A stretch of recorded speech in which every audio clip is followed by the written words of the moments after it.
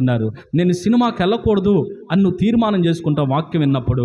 తర్వాత ఖచ్చితంగా ఏదో ఒక విధంగా ఎంత ఖర్చైనా పర్వాలేదని సినిమాకి వెళ్తున్నావు. ఒకసారే కదా, అరసారే కదా అని చెప్పి వెళ్ళేటువంటి పరిస్థితుల్లో నువ్వు ఉన్నావు. అయితే మందు వాసన తగలగానే బాప్తిసం తీసుకున్నానన్న సంగతి మర్చిపోయి మందు దాగి మందిరాలకు వచ్చే వాళ్ళు కూడా చాలామంది ఉన్నారు. అయితే వాళ్ళు కూడా ఈసారి నేను ఇక మందు తాగకూడదని అనుకుంటున్నారు, కానీ దాన్ని విడిచిపెట్టలేకపోతున్నారు. వ్యభిచార సంబంధమైన ఆ దొంగ మనస్సు కలిగిన, అబద్ధపు మనస్సు కలిగిన వారు మీలో ఉన్నారు. అయితే ప్రియమైన దేవుని బిడ్డలారా, అయితే వదిలిపెట్టాలన్న ఆశ మీలో కలగటం లేదు. ఒప్పుకుంటున్నారు కానీ దాన్ని విడిచిపెట్టలేకపోతున్నారు.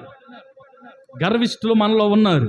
అయితే గర్వాన్ని ఒప్పుకుంటున్నారు. నేను గర్విష్ఠురాలనే యేసయ్యా, నేను చెడ్డదాన్నే యేసయ్యా అని అంటున్నారు. కానీ ఆ యొక్క చెడుతనాన్ని, ఆ గర్విష్ఠితనాన్ని ఒప్పుకొని విడిచిపెట్టిన వానికే యేసయ్య యొద్ద క్షమాపణ దొరుకును. హల్లెలూయా చెప్పు గట్టిగా, హల్లెలూయా.